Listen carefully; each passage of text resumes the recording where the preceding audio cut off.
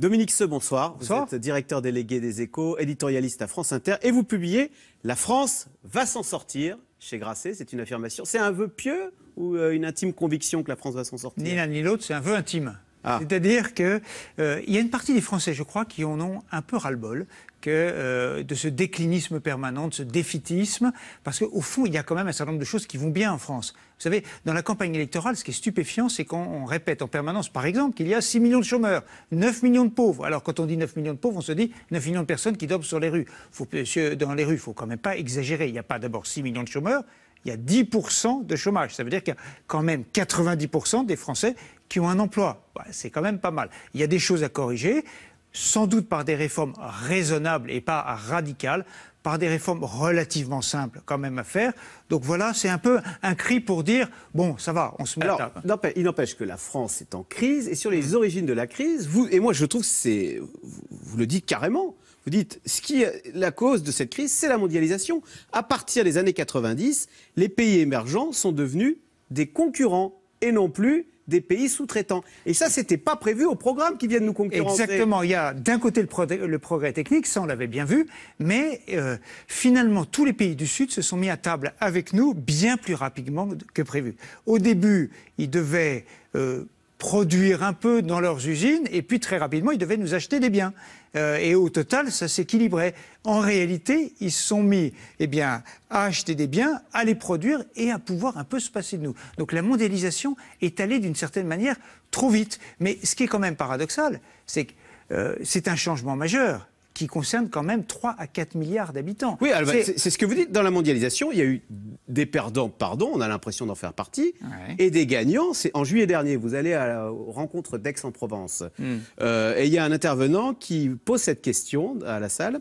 Quel est le point commun entre la Nouvelle-Guinée, l'Éthiopie, le Turkménistan, la Birmanie, la Côte d'Ivoire et le Laos? Silence dans la salle, alors c'est quoi le point commun? Le point commun, c'est que ces pays ont la croissance la plus forte de la planète. C'est-à-dire que nous savons, nous l'entendons que les pays du Sud vivent mieux. Mais en fait, on s'en moque complètement. Pourtant, dans les années 70, voilà. Exactement. En Europe, on se lamentait. On défilait en disant le Nord exploite le Sud, c'est un scandale. Et le scandale aujourd'hui, c'est que tous ceux qui défilaient dans les années 70 et 80, les tiers-mondistes sont devenus anti-mondialisation aujourd'hui. Donc c'est quand même politiquement quelque chose qui est assez étrange. Alors, il y a une explication. C'est qu'en fait, ces tiers-mondistes de l'époque se disaient c'est l'État, c'est le plan, c'est qui vont améliorer la situation du Sud. Eh ben non, c'est le libéralisme, c'est le marché. Une grosse partie de l'humanité vit mieux aujourd'hui. Pas totalement bien, mais il y a chaque mois des dizaines de millions de personnes qui vont mieux. Et je crois qu'il faut s'en réjouir, mais c'est le choc majeur pour nous.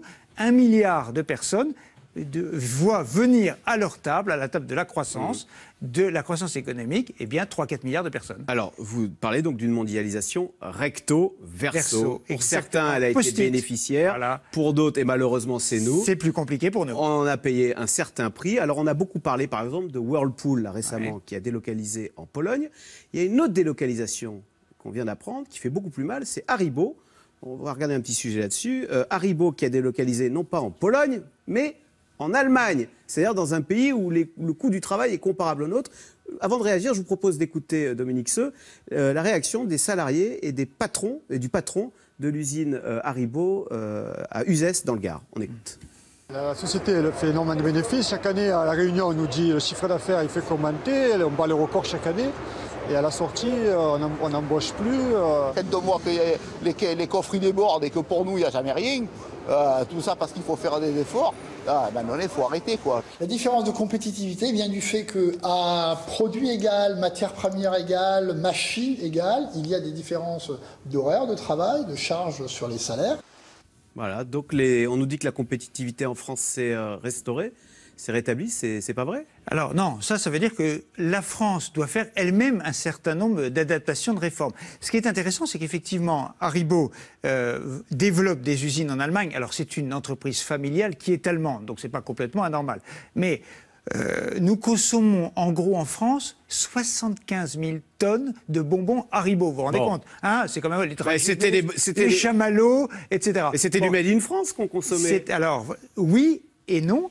mais la France en produit 52 000 tonnes et on importe 25 000 tonnes, alors de Hongrie, mais aussi d'Allemagne et d'Autriche, parce que nous n'avons pas encore totalement les mêmes coûts de production ou de réactivité des usines autrichiennes et allemandes. Et ce sont les efforts que nous devons faire en termes à la fois d'organisation et encore de coût du travail. Vous avez cette phrase, vous dites, le problème de la France, c'est que nous sommes un pays moyen, c'est-à-dire que nous n'allons pas assez bien pour être heureux, mais pas assez mal pour donner un grand coup de collier. Il faudrait que ça aille plus mal pour que ça commence à aller non, mais mieux. c'est un peu, vous avez raison, c'est un peu les élèves. Oui, bon alors, c'est les élèves moyens dans une classe. C'est-à-dire, ils sont à la fois près du radiateur au fond, mais pas au premier rang, et donc ils n'ont pas forcément envie de beaucoup se secouer.